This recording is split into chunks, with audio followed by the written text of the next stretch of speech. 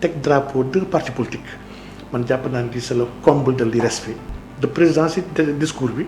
wax na ne 50 milliards dañ ko jël def ko ren bii ci mbiru ndox mi. ñàkk ko jom la ak fayit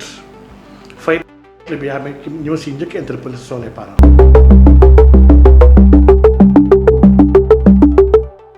njiital rassemblement pour la vérité ànd ci dëgg professeur Cheikh Omar Diagne di gani standard ci DBC ki fi nekkoon directeur des moyens ca présidence de la République ñu gën ko ràññee ci expert financier mu gën a spécialisé wu ci finance islamique professeur Cheikh Omar Diagne doon tamit jàngalekat bu ñu ràññee ci institut de commerce yi rawatina ci université privée yi fii ci Sénégal ak ci sous-région bi écrivain la maanaam bindkat nekk consultant international ñu gën ko xàmmee tam ni ki directeur bu CRESFA centre de recherche et d'études en stratégie, finance et administration. Professeur Cheikh Omar Diagne, njiital rassemblement pour la vérité ànd ci dëgg mais c'est un honneur pour ñun ñu dalal la ci plateau bi ñu ngi lay wax asalaamaaleykum. waaleykum salaam wa rahmatullah Pape Cheikh c'est un honneur vraiment partagé ñu ngi lay ziara di la wàccee sa wàccuwaay di rafetlu sa taxawaay di kontaan loolu nag ci wax dëgg yàlla parce que vraiment ci icône journalisme sénégalais ba bokk yàlla dëgëral la. mais c'est encourageant surtout venant de Cheikh Omar Diagne kon gis nañ ni ñu la présenté et rassemblement pour la vérité ànd ci dëgg et la vie du parti loo ñu ci mën a wax. waaw le parti se porte très bien le parti mu ngi pousser son petit bonhomme de chemin donc ñu ngi góorgóorlu dans la structuration et surtout dans je vais pas dire la massification mais dans réalisation ndax parti bi dafa mel ni dafa gën a soxla ay borom xalaat ak ay borom xam-xam ndax vraiment am na lu tumuranke lool dans l'espace public sénégalais mooy xam-xam ak dëgg xam ne jamono bi daal par parlo dafa am le dessus sur les gens dafa mel tamit ni jaxase dénigrer ŋàññi ak xasante dafa commencer am le dessus di yàq suñu société donc ñu jàpp nag ni comme tous les acteurs war nañu am benn participation à apporter donc ñun nag ñu ngi jël ambition participer par la connaissance et par l'éducation donc parti bi nag daf la nduru c'est sa parcours xam-xam boobu ak dëggu ñeme say position mu doon ay valeurs yoo xamante ni diine yëpp a ko rafetlu ak diine bu mënti doon nit ñi am moral yëpp a ko rafetlu mais tamit mu am faiblesse bu mu àndal du souvent li populaire du souvent fi nit ñi di jëm dëgg dafa tumuranke xam-xam mooy loolu mais boo choisir loolu ci wàllu politique le pari est risqué aussi très risqué même surtout dans une société qui est un peu malade ndax suñu société nag wax dëgg yàlla on n'a pas pris le temps de le diagnostiquer d'avoir un diagnostic sans complaisance ndax dañoo tàmm raayante ak di naxante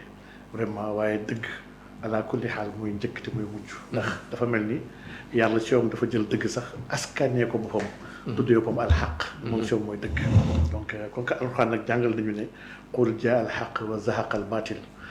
gëm nañ ni saa yu dëgg ñëwee rek incha allah dina effacer lépp lu dëgg te ala kulli xaal si mujjantal ga dëgg rek mooy sax.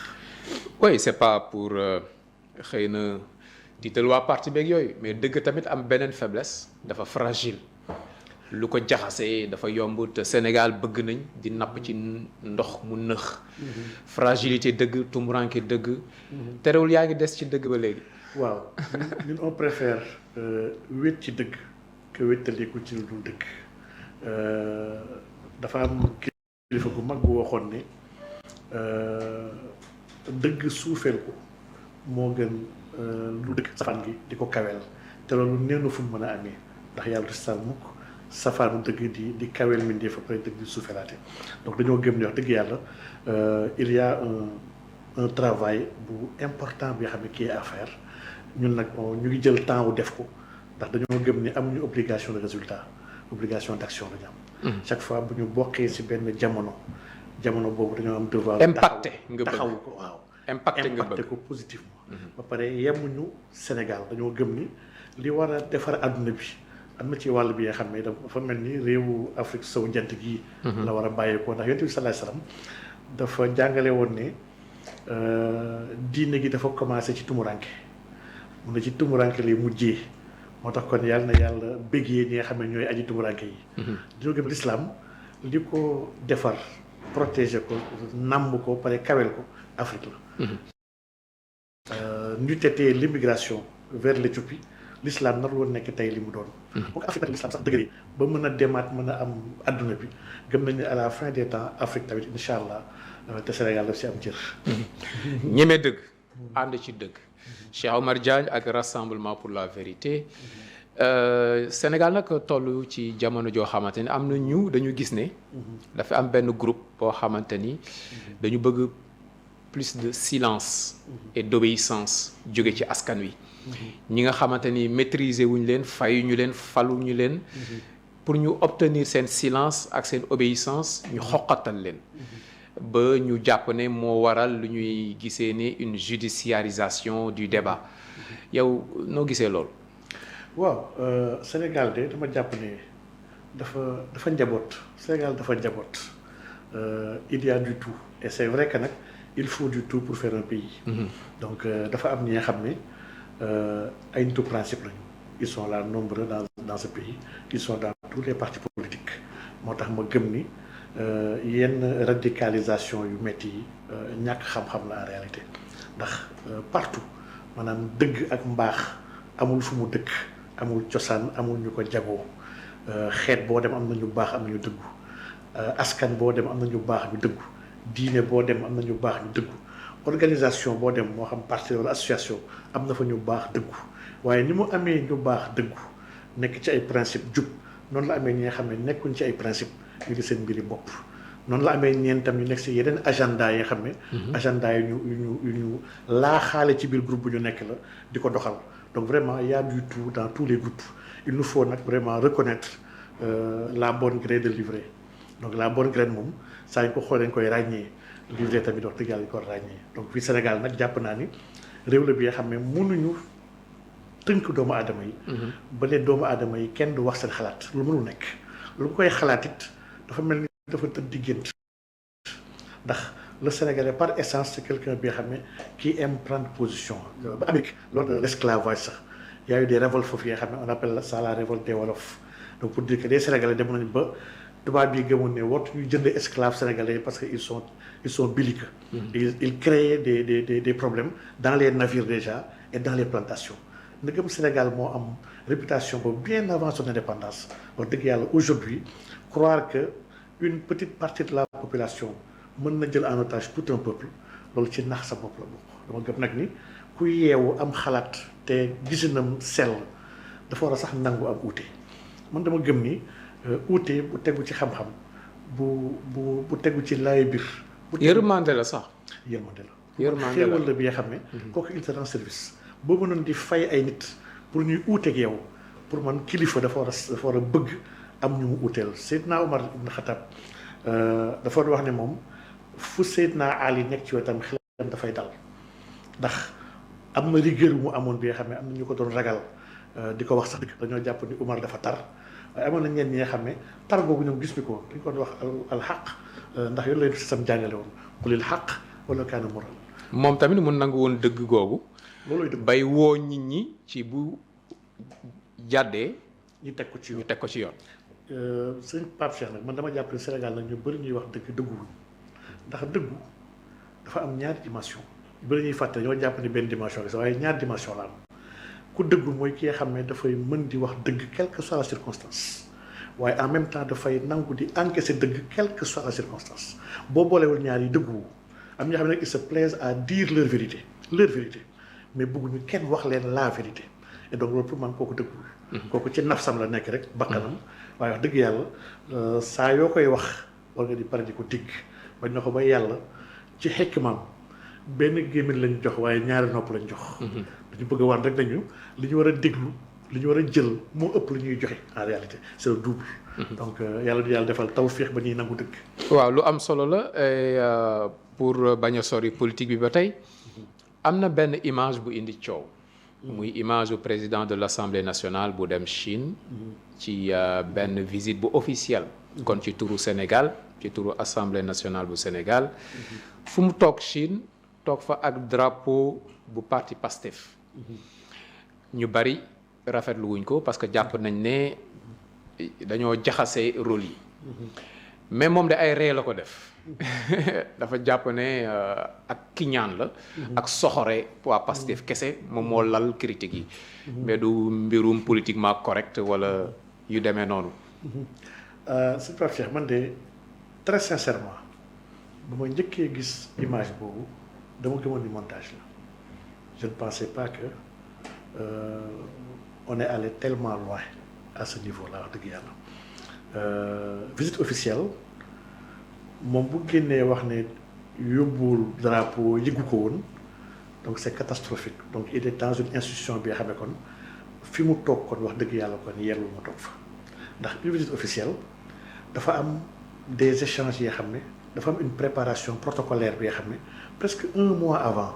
les services concernés kenn ku nekk ñu ngi ajusté kenn ku nekk di wax nii lay demee fii la nit di toog délégation bi ñaata nit la war a nekk. au moindre détail. voilà amul foofu vraiment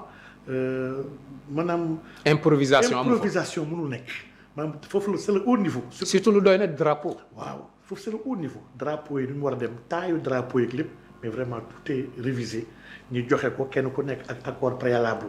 loo xool d'accord nga validé loo d'accord nga tiré ko ne lii on n'est pas d'accord defee ko nangam ba ñu stabiliser. lépp li nga xam ne moom la les deux parties d'accord c'est-à-dire soo commencé jëmmal événement boobu donc vraiment bu waxee loolu déjà sax c'est irrespectueux envers les Sénégalais waaye man dama jàpp ne lii bokk na ci insouciance ak inconscience en réalité quand on est président d'une institution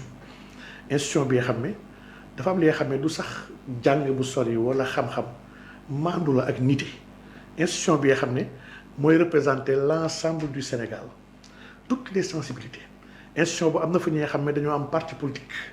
am na fa ñi nga xam ne ay candidats individuels lañu am ñi nga xam ne ay non inscrits lañu waaye ñooñu ñëpp yaa leen bokk njaboote nit ki su bokkee njaboote loolu yëpp warul nangu fësal lenn même bu dee loolu mooy majorité bi mais la majorité kese c'est pas l'Assemblée waroon na jël ñëpp en compte et li jël ñëpp en compte c'est le drapeau de la République du Sénégal bi nga xam ne moom kese la waroon yóbbu su amoon benn drapeau. Union africaine wala l'union des parlementaires war na tegaale boobu pour waaye ni le Sénégal appartient à cela waaye wax dëgg yàlla teg drapeau deux partis politiques man jàpp naa ni c'est le comble de l'irrespect et de la bêtise wax dëgg yàlla lu may ñaawlu la lu ma mettitlu la et vraiment jàppoon naa sax ni dina am nite jéggalu ne man kat ñàkk xam la wala ñàkk nangam la ñu ngi koy tuub waaye jël ko def ko ay ree di si mel ne kuy narge nit ñi daal ci kekkantoo Sénégalais yi vraiment wax dëgg yàlla. am na ñu mu poussé ci ñu poser yeneen question ne ok bu dee autorité étatique yi. am nañ fit bi. mën nañ faral seen bopp ba yegg fii. mais ku leen joxoon cadeau au nom du Sénégal. tamit mën na jàpp ne seen yëf la. mais loolu sax mooy loolu mooy la règle sax en principe loolu lay tekki sax man dama gëm ne quelqu'un bi nga xam ne mënutoo ràññee li nga moom ak li ñëpp bokk. bu dee mënutoo ko ràññee vraiment. boo fa demee ñu jox la benn mallette wala benn affaire symbolique ak yooyu da ngay jàpp ne sincèrement sa waa kër ñoo ko moom rek quoi parti bi la koy yóbbul sax bu ñu ko joxee fu cadeau kon parti bi la koy yóbbul ndax la Chine ak le Sénégal wax dëgg yàlla gis naa sax texte bu ñu bind ci wax ni la Chine exemple de démocratie xaw ma lan mais loolu c'est ahurissant en réalité dafa am li nga xam ne boo ko gisee sax sa xol dafay jeex. mais bu ñu yamee ci fee yi rek sans moralisme sans joxoñ diw wala diw. mais quand même Sénégal la ñuy wax Sénégal ay ñi incarné ay institutions comme président assemblée nationale ak yu ni mel romboon nañ fii quand même. wala Sénégal fii la toll. Sénégal dafa dellu ginnaaw nag Pape Cheikh ba ma gisee image boobu président assemblée dama yëg ni Sénégal dafa dellu ginnaaw dama yëg ni li président Diomaye bindoon ci justice ba ñu jàpp ko yóbbu ko kaso te mu joxewoon xalaatam rek dama gëm ne loolu ñu ngi ciy doog a egsi aujourd'hui on a clochardisé les institutions de la République ndax ku xàmmeewul lan mooy institution maanaam lan mooy li ñu mag ñun ñëpp ñu bokk ko ak li nga xam ne ñun suñu yëfi bopp la nu ñu neex ñu koy doxalee ku mënul ràññee ñaar yooyu moo def lu arab di wax tamyiz moo def cette distinction là wax dëgg yàlla tu n'es pas apte ni habilité à diriger l'institution parlementaire sénégalaise très sincèrement. Quand même deuxième personnalité de l'État du Sénégal c'est pas n'importe quoi Vraiment. ak léegi bu dee président de la république moom événement bu mujj bu majeur bu nga xamante ni teew na ci moom mooy li ñu préparé sommet ak Abu Dhabi autour de la gestion de l'eau au niveau mondial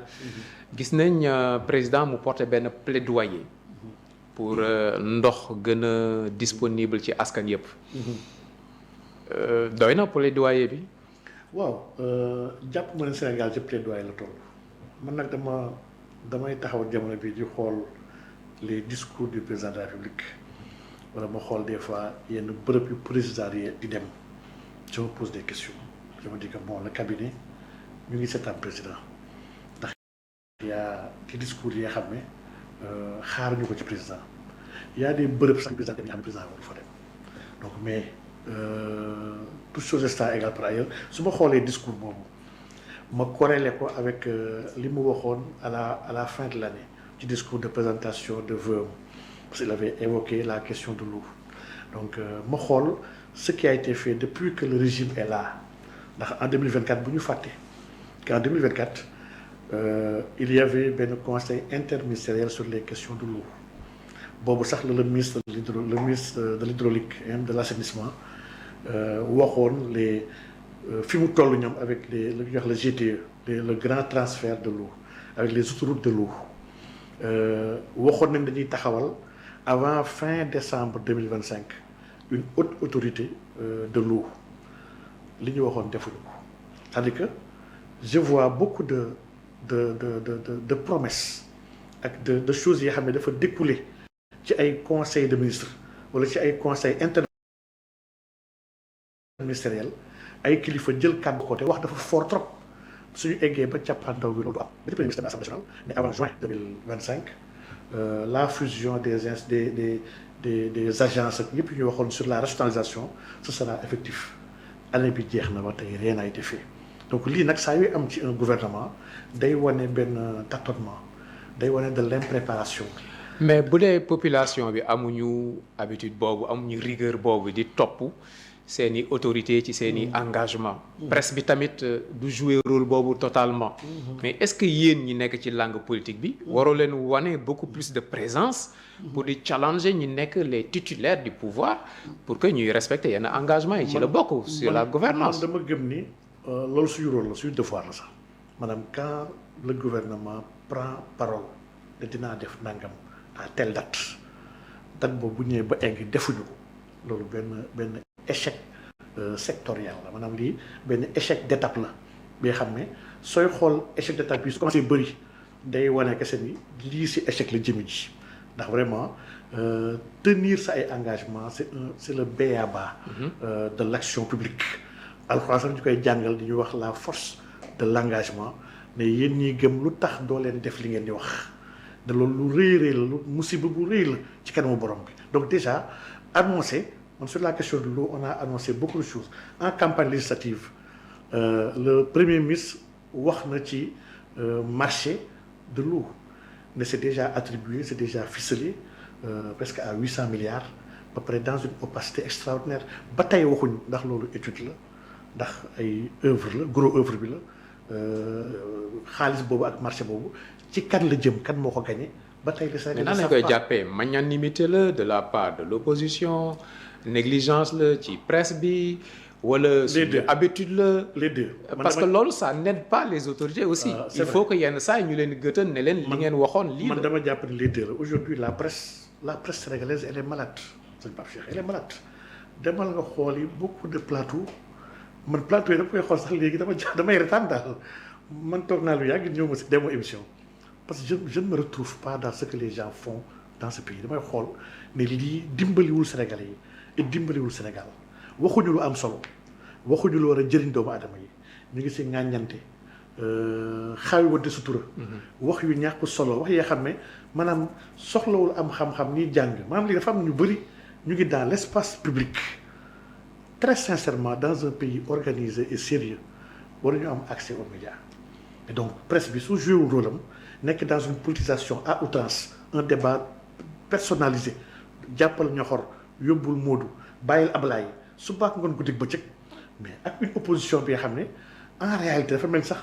il s'oppose pas à des idées parce que opposition bi tamit li ñu leen di ŋàññee mooy ñu si bari dañuy jox impression que ne demuñu dëggantaan à fond dañuy demantu nii rek di espérer Diomaye Sonko réeroo ñu dem wutali Diomaye loolu c'est triste. loolu affaire tayal la loolu. c'est triste c'est que opposition bi nag mën nañu ko diviser en 4 groupes dafa am une opposition de salon bi nga xam ne opposition boobu élection ba élection nga koy sentir mu xool planifier kan moo war a mën a gagner mu ji fi jaafa dugg ci coalition pour mën a am dara am une opposition bi nga xam ne non qualifiée et incompétente. Il y a des gens aujourd'hui qui sont là ils n'ont même pas le niveau d'être dans l'opposition ndax les questions de politique publique mun ñu ko appréhender xamuñu li xew mun ñu lire un budget xamuñu li xew ci dëkk bi ñoom ñu ngi ci ay waxi kasaw xumbal pour drainer des masses.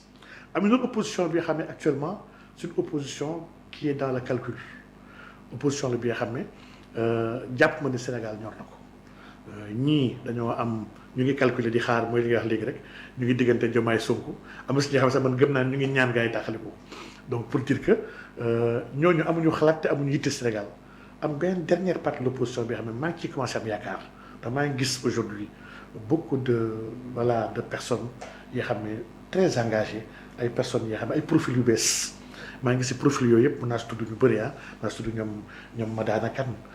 voilà il y a des gens yoo xam ne actuellement c'est un nouveau profil yoo xam ne très intéressant outils yi avec des capacités man gëm naa ni opposition boobu mën na dimbali le gouvernement en lui rappelant déjà ay engagement am di ko fàttali ay jafe-jafem di ko wan ay solution su gisee ni lii kat yaa ngi dem te fi ngay dem baaxul te man jàpp naa loolu mooy la manière la plus républicaine de participer à l'exercice du pouvoir dans un pays mais vraiment jàpp naa ni man maa ngi listé di xool tous ces engagements là peut-être naa si def benn tribune publier ko engagement yu bëri yoo xam ne en conseil de ministre parce que conseil de ministre mooy la plus haute instance en tout cas de ce pays bi nga xam ne fu la ñuy dogalee dañu yoree réew mi bu ñu toogee foofu président waxe wala mu joxe instruction ñu bind ko le président a instruit tel ministre de faire nangam jox ko délai vraiment su délai boobu jotee deful loolu jàpp naa ni kooku joxul ca président donc vraiment sur la question de loolu la ci am donc yu bëri ñuy wax defuñu ko mu am des questions de fonds yoo xam ne laaluñu ko le président si discours bi wax na ne 50 milliards dañ ko jël def ko ren bii ci mbiru ndox mi waxul comment déjà on a des projets yoo xam ne ñu ngi fi Macky bàyyi na fi presque 34 contrats yoo xam ne ak une valeur de presque 5000 milliards bi nga xam ne ñoom ba léegi waxuñu fa lañ ci toll on va l'annuler wala on va le revoir on va le renégocier on nous parle de PPP par rapport au projet de grand transfert je rappelle que le grand transfert du projet wu régime Pastef projet bi yàgg na fi déjà Gérard Le Brasseur tubaab 1952 moo njëkk publié sur le problème de l'eau au Sénégal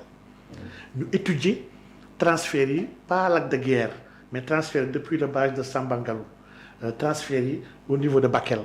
transfert yi au niveau de Koulountou maanaam lii yëpp ça a été étudié depuis des années mbiru canal du Cayor le canal du Baol la revitalisation des vallées fossiles lii yëpp ça a été vraiment documenté les gens ont travaillé sur ça. Le président bu waxee ce sont des questions essentielles. parce que ndox mi la maîtrise de l'eau mais buñ ci yeggee mais Sénégal décollé dinañ mën a bay noor ak nawet. exactement nit ñi dinañ mën a naan ndox mu sell fépp ci réew mi mais loolu du question yu ndaw. soo xoolee aujourd'hui le Maroc bi nga xam ne exemple la ci wàllu agriculture on a des conditions climatiques yi gën bu su Maroc waaye Maroc ils ont réussi à exploiter presque plus de 50%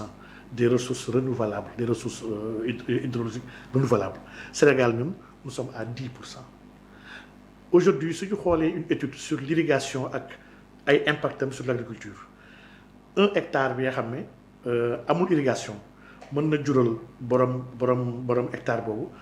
à peu près 400 000 francs l'année bu ñu ko mayee irrigation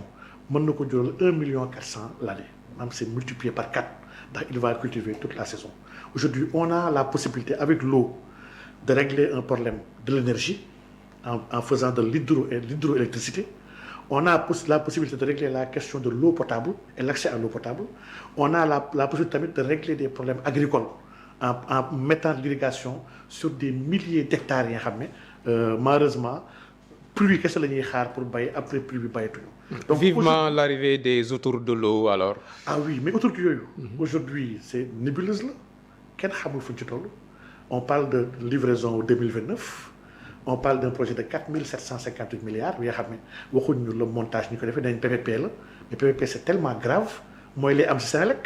avec l'énergie on a mis des PPP woo ay revendeurs rek ay privés mais loolu dafa dem ba tax Senelec aujourd'hui sa production Senelec produit 25% de l'énergie moo tax Senelec amul son mot à dire sur le prix de l'électricité mais on ne doit pas refaire cette bêtise-là avec l'eau. L'eau est centrale et primordiale l'eau waruñu ko privatiser waru am ay privé yu ciy agir te xamuñu leen aujourd'hui Turquie li ko may puissance bi yëpp mais c'est une puissance liée au nombre de barrages qu'il fait la Turquie c'est plus de 500 barrages yoo xam ne dañuy bay jamono bu ne dañu am courant bu doy bi xam ne dafay wàññi les coûts de production de l'énergie qui impactent l'ensemble des chaînes de valeur donc aujourd'hui le Sénégal pour mu sérieux il faut mu régler cette question de l'eau là man jàpp naa ne lii chantier gënu ko mag ndax dafay travailler sur l'exode rural en fixant les gens day travailler sur la souveraineté alimentaire en réglant la question de l'agriculture day travailler sur l'emploi des jeunes parce que ça donne des emplois aux gens day travailler sur l'équilibre des écosystèmes ndax je donne l'exemple du barrage de Sambangulo mais barrage boobu modèle bi c'est un modèle gravitaire c'est-à-dire que fi ñu jëlee suuf si fi ñu jëlee ndox bi fële ca dans le fleuve Gambie andi ko ba Fatick pour mën a laal la DMT mooy l'axe Dakar Mbour Thiès ak même Touba mais amul procédé moteur amul machine maanaam dañ ko placer ni nga xam ne ndox bi mooy ñëw pom sans effort et lii c'est très important. man jàpp naa ni y a beaucoup d'études AFD liggéey na ci y a beaucoup d'études au niveau de l'OMS ak de l'OMVG qui ont été faits sur ces questions-là. Le Sénégal demandé wuñu ko mu réinventer la roue dañ ko demandé kese mu jël mu am courage ak pertinence su xool les travaux qui ont été faits travaux yu am solo yi naka ñu koy jëmmalee sans enrichir des gens parce que Pape Cheikh lii il faut sénégalais exigence yi mënuma comprendre suñu waree tabax benn dispensaire fële ca Bakel mu war a transparent ñu war def appel d'offre nit yi postuler ñu xool le mieux offrant jox ko salle de classe sax bu ñu ko rénover appel d'offre la war a nekk ak ay fu bëri fu muy jaar et loolu c'est même pas 5 millions ba pare ñu may possibilité des gens dans leur bureau ñu toog avec du café décider jël un projet de plus de 4000 milliards 1500 milliards 2000 milliards joxe ko nii en PPP à une personne que qu'on connaît pas lii bokkul ci transparence bokkul ci jubal jubanti bokkul ci voilà ci une gestion rigoureuse des deniers publics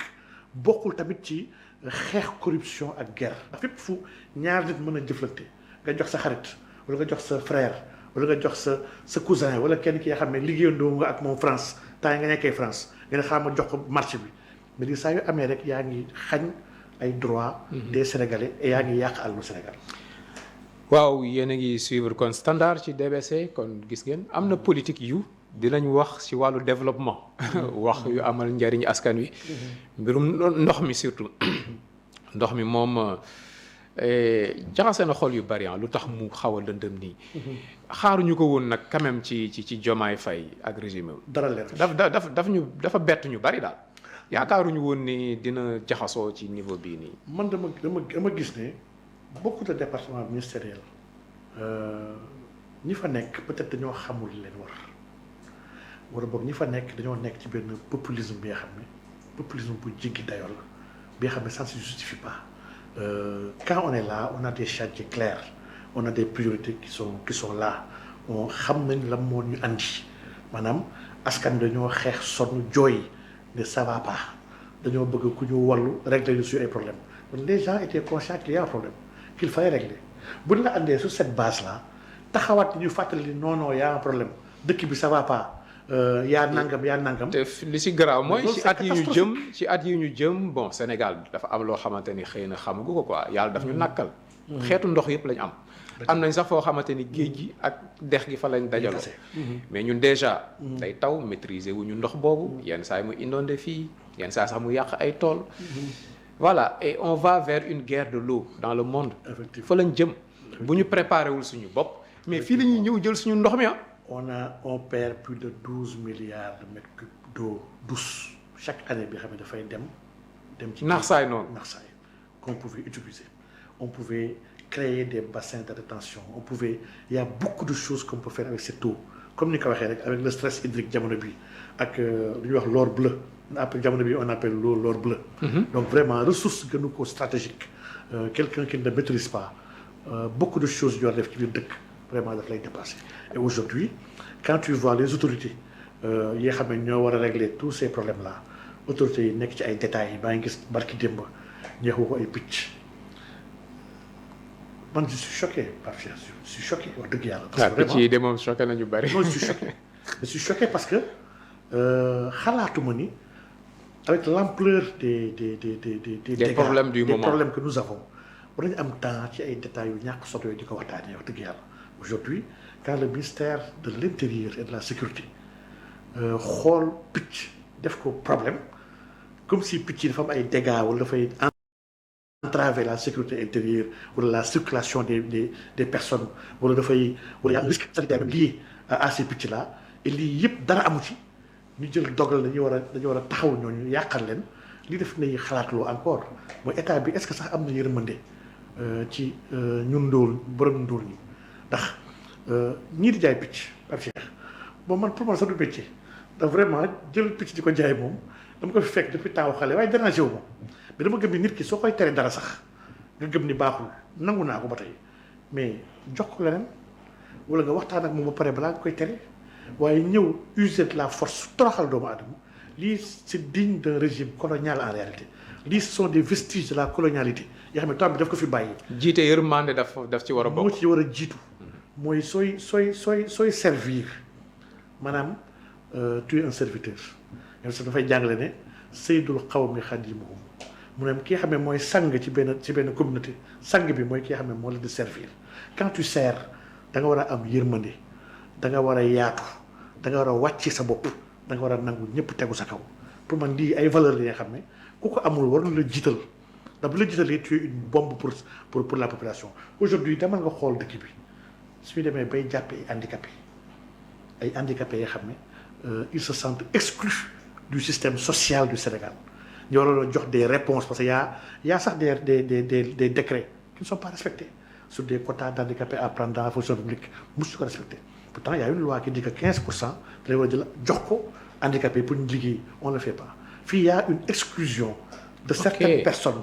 Loi boobu ça existe au Sénégal donc ça y fonction publique war a def recrutement dafa am une part dafa am quote-part bi nga xam ne des gens n'ayant pas une bonne mobilité maanaam ñu am handicap moteur ñoo ko moom. waaw mais loolu c'est africain wala lan la parce que si yenn réew yi boo amee yenn handicap yi dañ lay gunge. waaw ci wàllu santé par exemple. am na feebar yoo xamante ni kenn doo laaj xaalis. bu dee sa bët yi dafa lëndëm même transport nii dañ la koy. c'est gratuit pour yow.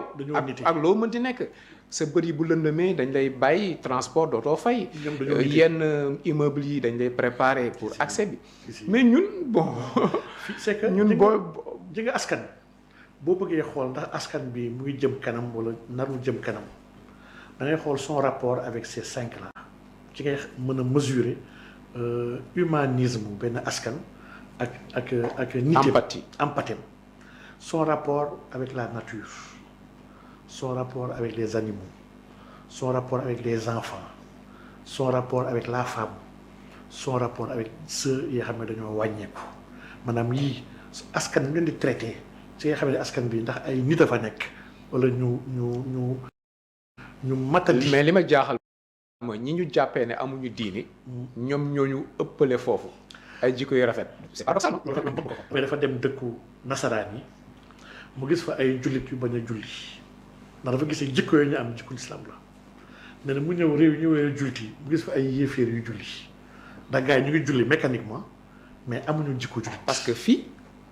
ni ñu mën a reetaane parce que mag mooy reetaan xale doo reetaan.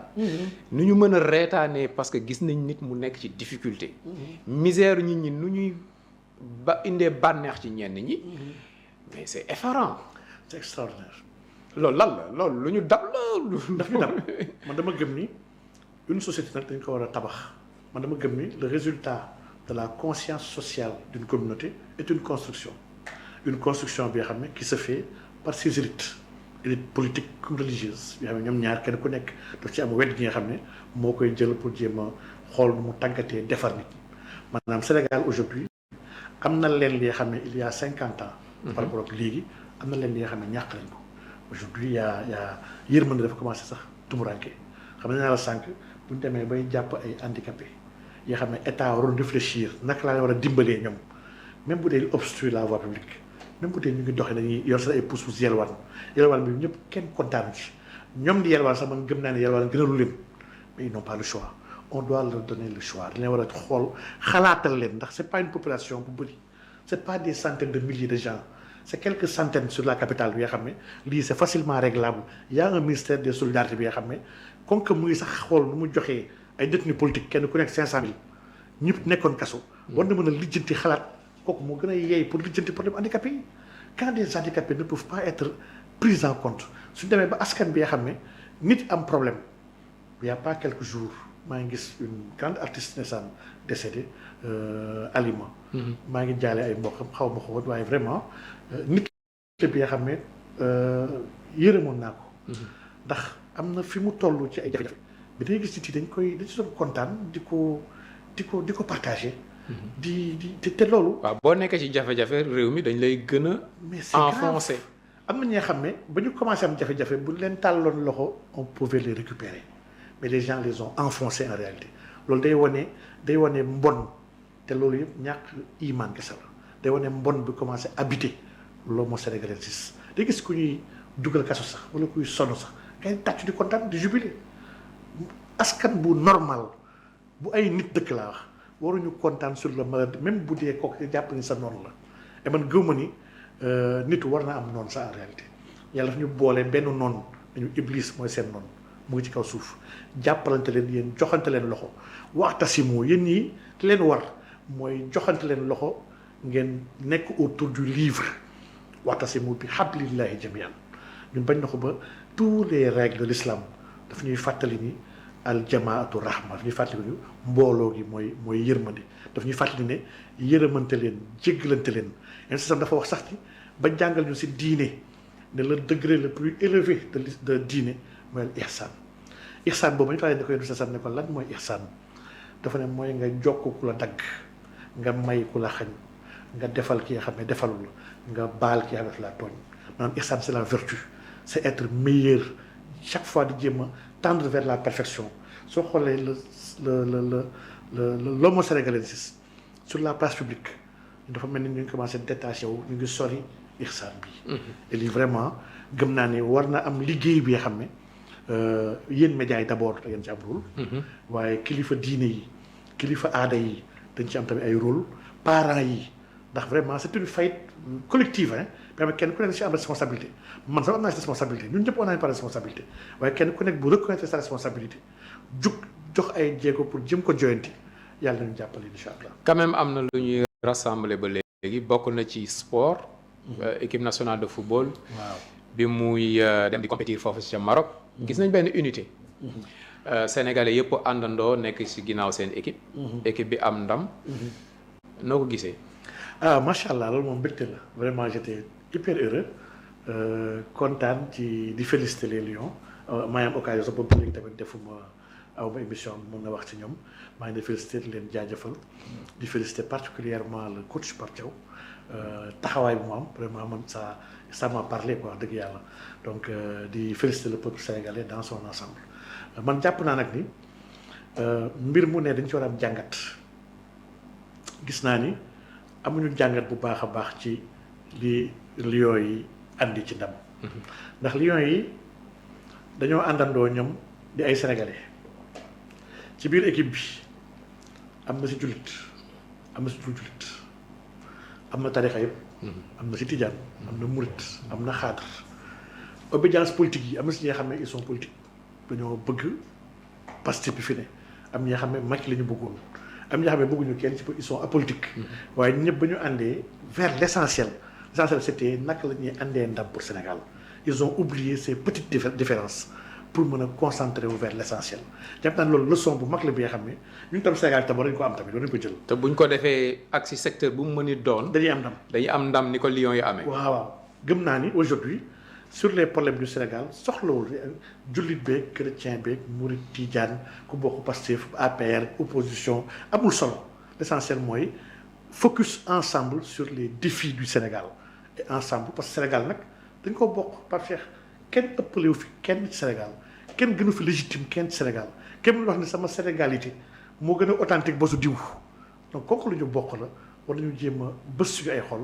ñëwaat à la raison si nga askan bu ñu leen boolewul rek pour ñu atteindre ay objectifs dina jafe trop administration ba mu ñëwee Médine stratégie bi mu njëkk tëral pour mën a préparer une umma c'est de faire un jumelage dafa jël ñu jógee màq y avait des appréhensions par rapport ak les Mécois les Médinois yi nga xam ne depuis seen maamaat yi waa dëkk bi lañ mel. mu seexale leen mu jël seexale leen il a fait un jumelage bi nga xam ne dafa rompre loolu pour def leen une communauté ñu dem vers l'essentiel et loolu dafa may ndam l'islam. Donc jàpp naa ne vraiment Lions yi jox nañu loolu pour man benn la soxla bi nga xam ne war nañu koo jàng nos gouvernants les acteurs politiques yëpp war nañu ko jàng. ñaareel ba j'ai vu qu'il y a beaucoup de choses qui se sont faites avec émotion Pape Cheikh man y a des choses yoo xam ne jàpp na rupture la c'est vrai que j'ai suivi de loin di xool affaire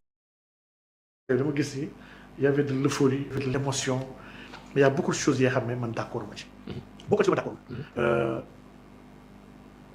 récompense le prime yu président décrété jox ko Lions yi c'est pas que yéenewu leen ko yéen naa lu ëpp loolu mais c'est que amoon na lu jiitu loolu te am na nu ñu ko mën a defee neneen lu ëpp loolu lu ëpp solo loolu ndax man dama gëm ni le foncier sénégalais bokk na ci li ëpp problème Sénégal jamonoy Macky la Macky taxaw ne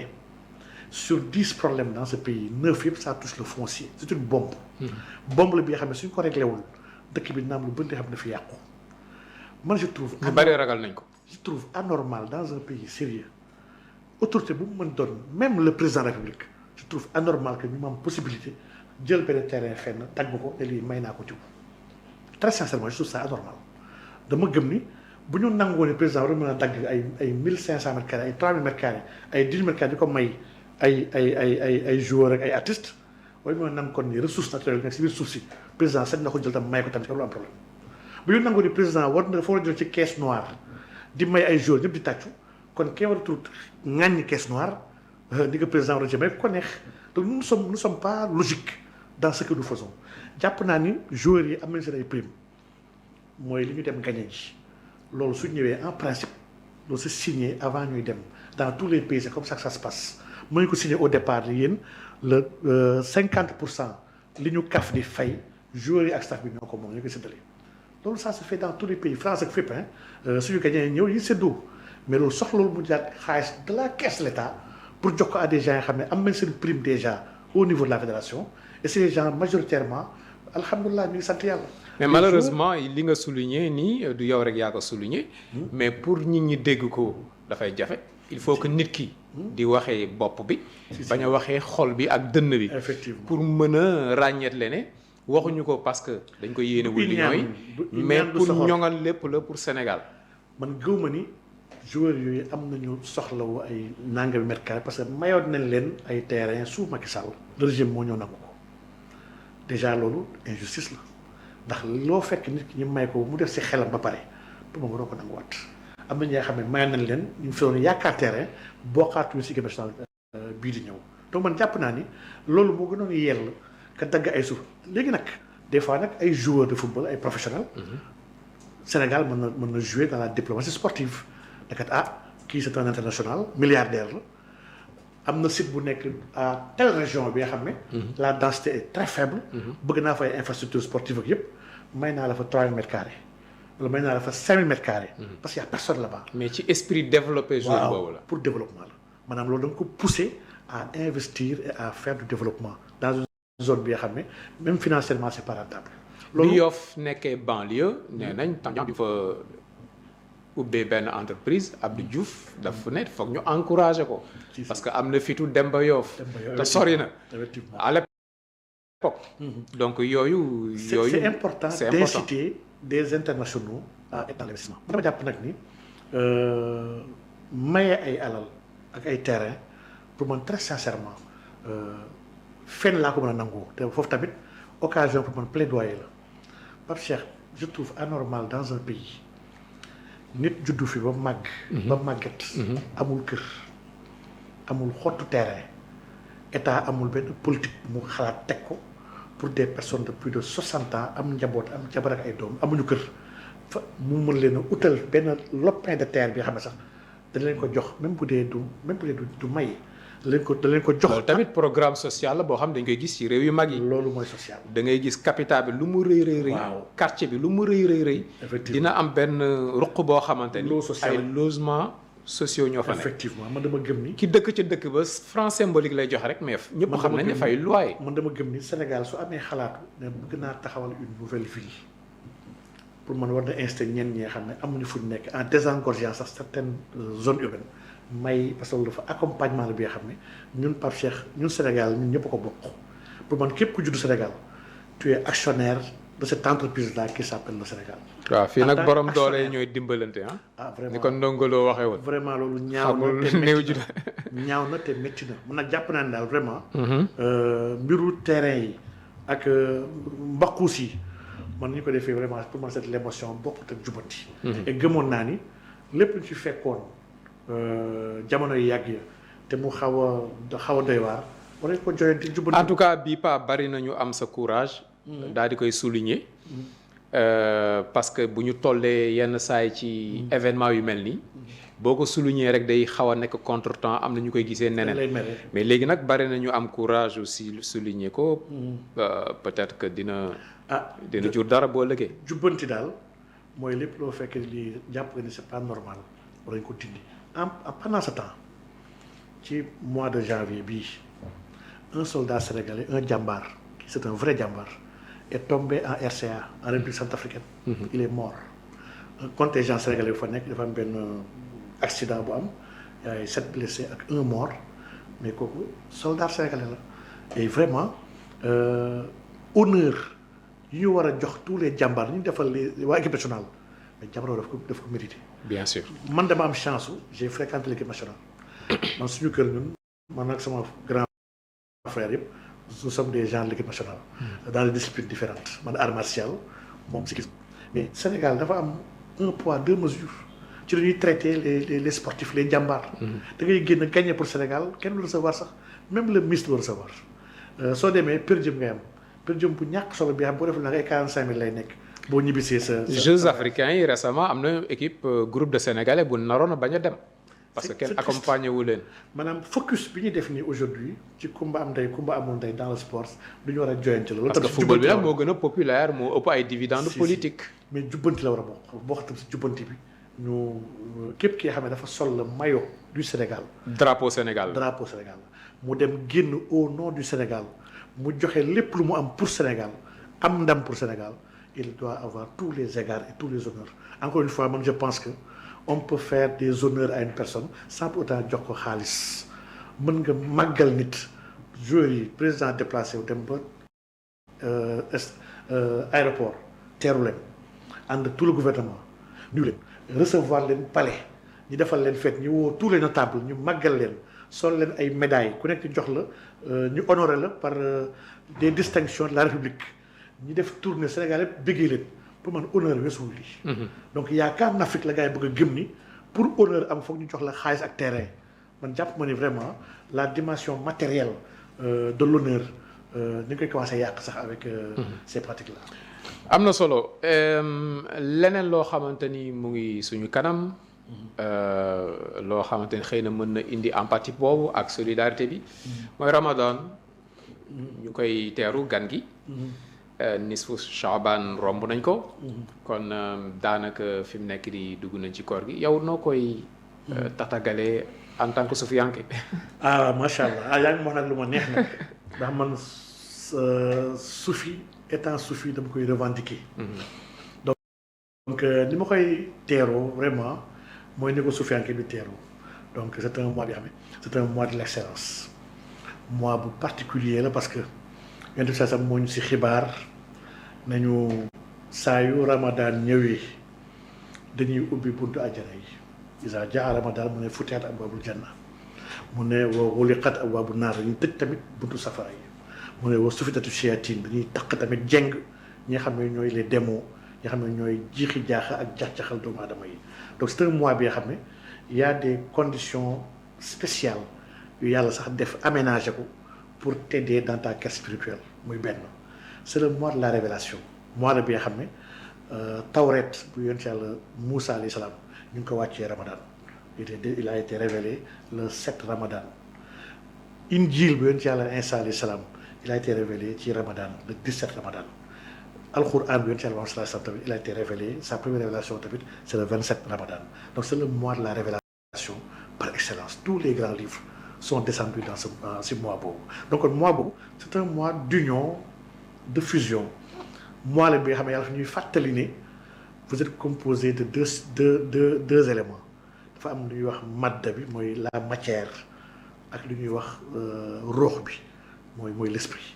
donc matière bi nag des fois day am le dessus day sonal l'esprit ba du mën a am une pleine expression léegi nag Ramadan occasion la pour détacher ko ci insaniya maanaam génne ko ci nit ki mu nite di ko doo lekk doo naan doo ànd doo sëy lépp li nga xam ne mooy lii nit ñi koy soriloo nitam gi pour mu gën a mën a dundal cette spiritualité là donc Ramadan vraiment occasion recharger spiritualité yi nga xam ne dans ce monde actuel monde matériel monde de fumisterie monde caaxaan ak fo dina jafe nga mën a garder sa spiritualité intégralement et entièrement Ramadan nag occasion la incha allah pour mën a dundaat loolu. mais occasion boo xamante ni saisir ko day gën a difficile au Sénégal spirituellement. parce que tamit Ramadan ci la ñuy gën a yokkee entertainment bi. ok soirée yi boîte yooyu dina tëj. mais télévision yi vraiment lu lay détaché ci spiritualité boobu la ñuy gën a teg. ñiy wax ci turu diine wax yu voilà daanaka na sax. yu ñàkk solo. foowee diine ji reetaan mooy ëpp doole. mais loolu c'est malheureux hein. loolu c'est catastrophique mais loolu c'est un phénomène lié à ces années yu passées yi rek ji nga le drame de notre pays la catastrophe dëkk bi nekk di dund aujourd'hui mais yàggul ñun ñu ngi fàttaliku suñu temps xale yàggul tellement y a beaucoup de choses amul woon nit ñi foowee nii amul dañu doon góorgóorlu sax guddi bi. moi je me rappelle bi ma nekkee xale am na aaya boo xamante ni télévision nationale laa ko mokkale Ramadan dañ koy teg. tous les jours avant non pas boobu sax benn min shaay bu ñu daan rek i'lamu annama alxayaatu dunya laibu wa lahu wa zina xale yi topp ci mais ma koy déglu ba mën ko mais léegi télévision yi bon leneen la quoi. télévision yi dañoo am benn mandat bu extraordinaire nga xam ne dañ koo wàcc muy mandat wu participer à l'éducation des communautés télé yi dañoo dem ba dañoo dévoyer seen ay mission dañoo topp bëgg-bëggu nit ñi ba defatuñ ñoom seen rôle bu ñu xamee ne gars yi mumbaay la ñu bëgg mumbaay la ñuy teg bu ñu xamee ne caaxaan la ñu bëgg caaxaan la ñuy andi bu ñu xamee ni ree ak foo la gars yi gënoon la ñuy andi ree ak foo au lieu ñoom ñi bañ a topp gars yi seen bëgg-bëgg wan leen li nga xam ne mooy li gën man dama jàpp ni Ramadan occasion la jàngalaat doomu aadama yi. sérieux daal tuuti. waaw xam ne mois bu sacré la. yenn saa sam mois boobu daf ko doon dund d'une manière extraordinaire ndax nee na mois boobu durant chaque jour de ce mois Jibril alayhi salaam dafa doon ñëw dem ñaan ñu jàngandoo alquran kon déjà kon c'est un mois d'apprentissage du Coran on devait faire un focus ci am ay symposium ay débat de haute facture ci pas ay masala ay xabdu sadlu ay xaraam ay werante quoi ay yu ñàkk solo moom dañoo war a wax yu am solo. groupe bu si nekk di wane ne yow yaa am islam bu pur bi. ñëpp au lieu que ñu yee nit ñi. war nañu waxtaan ci le fond maanaam le fond mooy islam jamono bi naka la ñu war a jëriñoo islam comment utiliser l'islam pour régler nos problèmes aujourd'hui comment évoluer avec l'islam dans ce 21e siècle quels sont les enjeux de l'heure que l'islam a déjà réglés maanaam vraiment jàpp naa ni l'islam on a tellement de choses à dire tellement de choses à apprendre les érudits et il y en a beaucoup dans ce pays ñu si bëri ñax dañoo am xam-xam. bu weesoo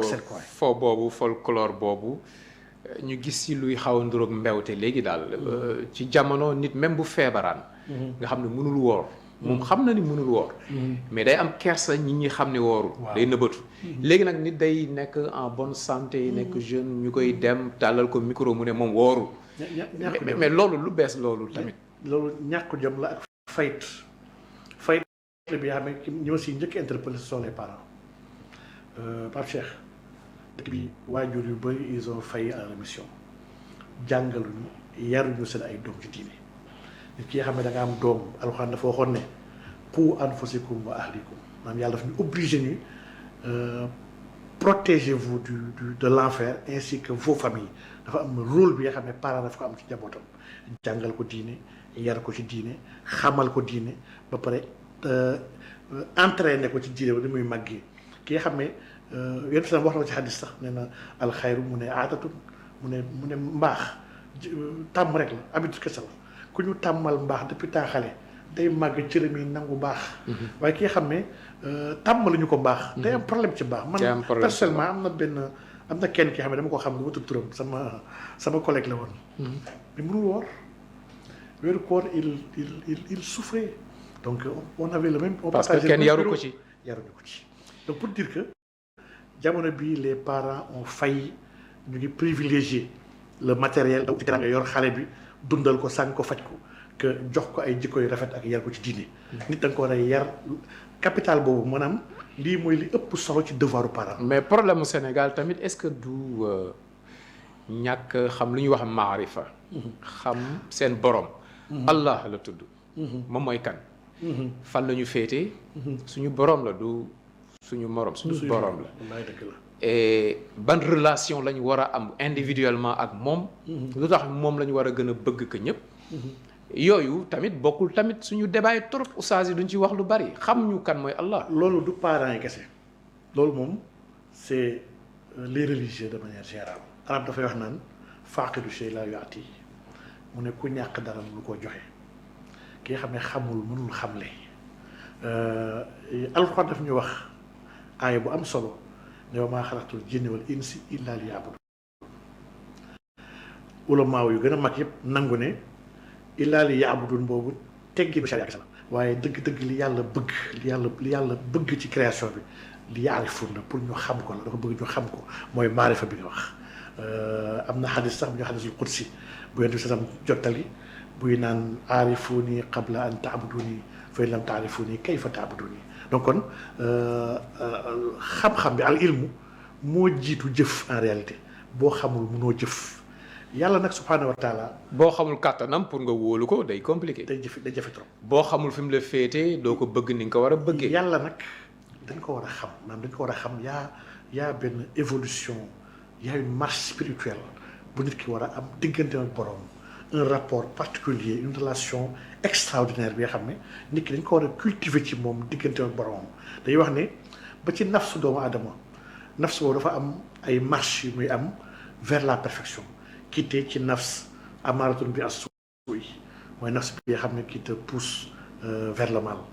dem ci nafsul lawaama une nafs qui commence à se blâmer yoo ne kat def naa ko waaye waruma ko woon def dem ci nafsul mulhama dem ci nafsul raadiya nafsul mardiya nafsul kaamila fekk romb na nafsul mutmainna maanaam nafs sax dafa am une marche muy dox benn par benn. noo koy seetalee ba egg te loolu bu ci nekk dañ koy sellal di ko nettoyer defal ko régime nu nit ki di amee feebar ñu ne ko feebar bi da nga koy corriger en faisant un régime bu lekk yàpp bàyyil suukar telle heure bu lekk nangam noonu la ñuy joxee régime roox pour yar ko avec le zikr ak la tarbiya pour mën a egg dans les hautes sphères yoo xam ne mën a bokk ci nekk dans la présence de Dieu subhanahu wa taala. lu bees la présence. léegi dañu gis ne ci monde occidental bi ci lañ gisee ñuy gën a dund ay millata Ibrahim ay jeunes ay et puis ay nit yoo xamante ni bu ñuy wax tey ci islam mais islam bu set. américains yi am na ci ay Omar Souleymane tey am na ci ay. Yasmine ki australiens yi français yi mais loolu mieux même que ci Proche ak Moyen-Orient daay yu bees yi nga xamante ne dañuy wax islam bu leer ay tubaab la ñuy doon léegi loolu nuñ ko mën a déggee mooy la fi waxoon rek fa tuuba lil ghuraba dafa am li nga xam ne ci phénomène ak ci alaama maanaam ci signe aaxiru zaman la bokk. jant bi dina xëyee fi mu doon tëddee di tëddee fi mu doon xëyee daam lu bëri li xam ne am na fu ñu ko doon xaar di ko xoolee du nekk ci foofu feneen lay nekk ci. donc aujourd'hui l'islam ndeysaan dafa am kilifa gu mag doon wax ne yàlla amul doom alhamdulilah ba yàlla amul doom alhamdulilah ba yàlla amul rakk amul jarbaat l'islam gii amul frontière te amul nationalité képp ku góorgóorlu jàng ko sellal diggante ak boroom yàlla cëral ko si ba pare nome ko ci. aujourd'hui nag dafa am ñenn ñee xam ne dañuy dormir sur leur laurier ndax ñoo jàpp ni ils ont une prééminence ci ñeneen damay jox exemple ndaw ñun ba ñuy dem première année. di def comptabilité. comptabilité gestion. def première année BTS man maa ngi ko defee au CFPC bu nekk de la Fosse. suñu classe dañoo ñëw fekk ay nit yoo xam ne ils avaient le bac G ñii am bac S waa bac G dañoo ñëw ak benn suffisance bi nga xam ne cours compta gêné ñu wax comptabilité générale. ñoom daaw ñu ko assisté. ils étaient distraits yoo jàpp ne bon lii ñun seconde lañ ko defoon lii extraordinaire la ñu commencé jàng ñun suñu commencé premier cours yi prof bi doon wax yenn compte yi balaa muy wax su ne banque yi ne ko 500 nangam client yi ne 400 nangam ñun xamuñu woon benn compte nous étions émerveillés. gis ñii de yii saa ñii dañu rey mais ce qui s'est passé mooy ba premier semestre jeexee premier deuxième troisième quatrième cinquième ba dixième kenn amu si bac G parce que ñi ñëw ak le bac S dañoo ñëw xam ni man dama war a travailler ndax lii xaw ma si dara ñi ñëw ak le bac G dañoo ñëw ak ay certitude ay fausses certitudes ne lii xam naa ko pare. et ça ce n'est jamais bon. seen ay lacunes yu ñu amoon sax ils n'ont pas pu le régler parce que jàpp nañu ils maîtrisent déjà. ku naagu daaw. ku naagu daan te ku daagu ñu raw la. islam foofu la toll nag. loolu ba da nga koy suivre sax da nga koy constater ba ci mosquée yi boo xoolee suñu mosquée yi ni ñu ko organiser ñun bokk na suñu problème yi gën a metti et nga dem ci arabe yi. gis net amélioration. mais mosquée yi ñu gën a organiser di gën a dimbali jullit bi pour mu dund spiritualité am. tey tamit il faut le dire ci dëkk tubaab yi la nekk. mais loolu te ñoom dañ leen buntu xataa sax pour ñu am mosquée. mais loolu lu ko waral y a trois choses yoo xam ne ñetti éléments yoo xam ne dañu ko war a bàyyi xel bi si jiitu le processus de sélection des leaders dans ces pays là processus boobu il est basé strictement sur la connaissance et l'engagement soo demee ay France ak Angleterre ak yëpp quand on est dans une localité on a une mosquée on nomme un imam dañuy xool quelqu'un bi nga xam ne moo ñu ëpp xam-xam gën ñu ragal yàlla ñu fal ko fii c'est pas le cas dans beaucoup de mosquées tu verras des vieux yoo xam ne amatuñu activité moo leen booleeg jumaa ji amuñu xam-xam pour la plupart jànguñu donc xam-xamu diine jànguñu ko gis nga bi xam ne c'est un grand cadre buy góorgóorlu si diineem gars yi gis il a réussi gars yi da koy ay imam koñ bi donc vraiment leadership bi benn mbir la ñaar la contrainte fii dañoo dem ba nous sommes à l'aise on ne contraint pas kenn tënkuñu kenn fitnaaluñu moo tax fii di gis un Sénégalais bi nga xam ne jut na ba màgg maanaam dem di julli 5 waxtu jumaa xalaatu ko def pour moom jàkka ja vendredi la à part vendredi weeru koor guddi bi mu dem def ay xiyaam boo demee dëkk tubaab yooyu dem dañoo gëm ne ñoom julli bi c'est obligatoire à la mosquée ils vont dire que bu ñu lay jàngal diine sax lay wax ne la ñett yi c'est obligatoire julli da nga ko war a julli ci waxtoom da nga ko war a julli ak laab da nga ko war a julli ci mbooloo ga donc kon deuxième bi mooy nous sommes dans dañoo nekk ñun ci baste ci aisance ñoom ñu nekk ci contrainte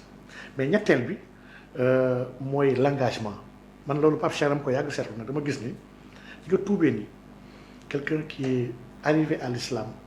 par sa recherche par son engagement boo tax ki nga xam ne daf si juddu mun naa am juddoo ko ci boole. amaana bu juddoon ci famille hindu. peut-être hindouiste lay nekk peut-être jullit. bu juddoon famille juive tey mun naa am il sera hébreu. donc fii dañoo am benn genre islam de naissance benn islam héréditaire. bi nga xam ne doo def benn effort. bu bokkul ak islam boo tànn. waaw. ñaari bokkuñu de mënuñoo bokk ñaari. abadan laa yastawiyan. alxuraan mi naan kuy gis ak gumba duñu mës a yem. wax dëgg yàlla duñu mës a yem. islam boo doon ak islam boo tànnal sa bopp. moo tax nag ma gëm ni su alxuraan ne yaa llazina amanu aminu yéen ñi gëmaat leen Dieu nous interroge et nous invite à benn seconde adhésion bi nga xam ne nekkatul adhésion parce que la communauté la famille le parent mais mooy yow sa bopp demaat nga ba xool ko ba gëstu ko. nga ñëw dugg léegi ci l'islam man dama gëm ni setantal boobu képp ku ko deful Ibn Arabi daf koy wax ci benn Ibn Arabi kenn ci suufiyanke yi rek yaa ne moo bind Futuhat al-Makkiya les ouvertures mecquoises nee na quelqu'un qui n'est pas né 2 fois nee na kooku bokkul si ñun. donc ceux qui ne sont pas nés 2 fois. pour tëj ci chapitre boobu. et loolu wax yoon ci Yàlla Isa alayhi salaam la. effectivement seuls les 2 fois nés. entreront dans le royaume du Père. effectivement lu xóot. malheureusement mënuñu ko détailler fii pour l'économie du temps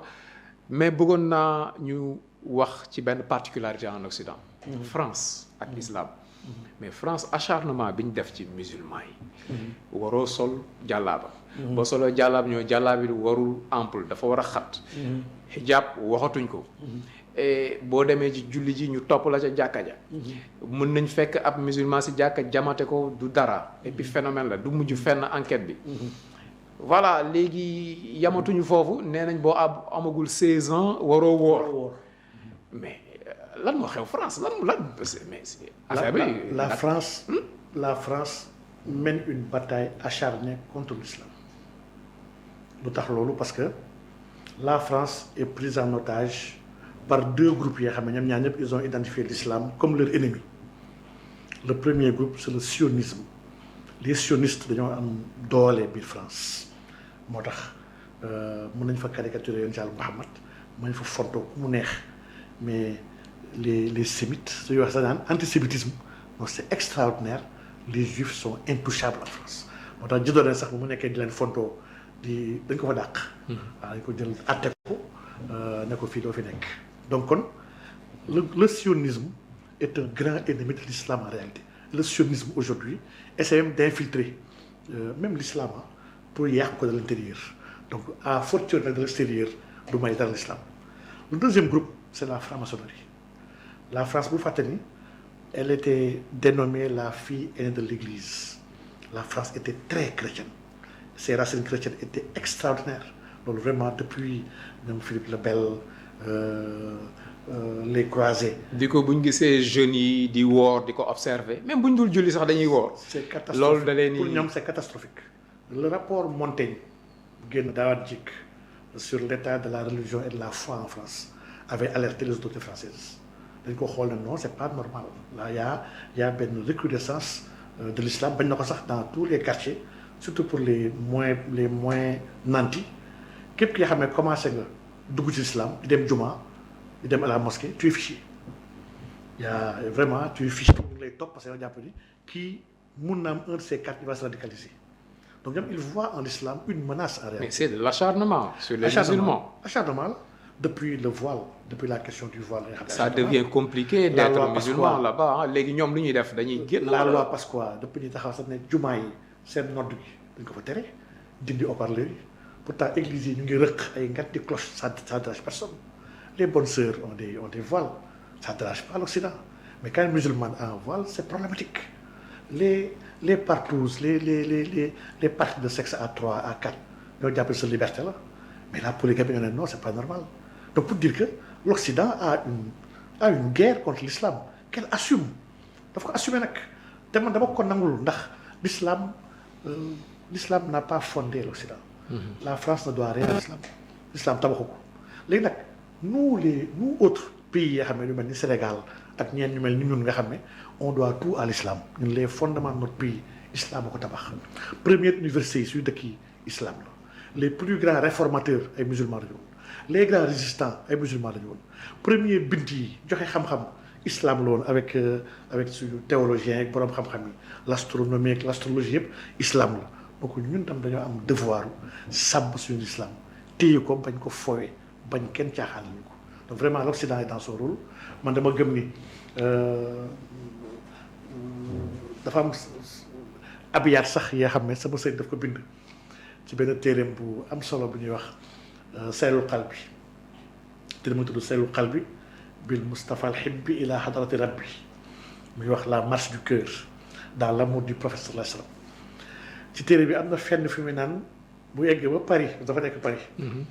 mu ne bi baari sa daarul fasiqiina kusala mu ne ci Paris fii mu ne ci Paris dëkk bi nga xam ne kàccoor yu tayal ci yàlla yi fa lañ dëkk donc pour dire que l'Occident vraiment li mu décidé opté ko mooy boyal doomu aadama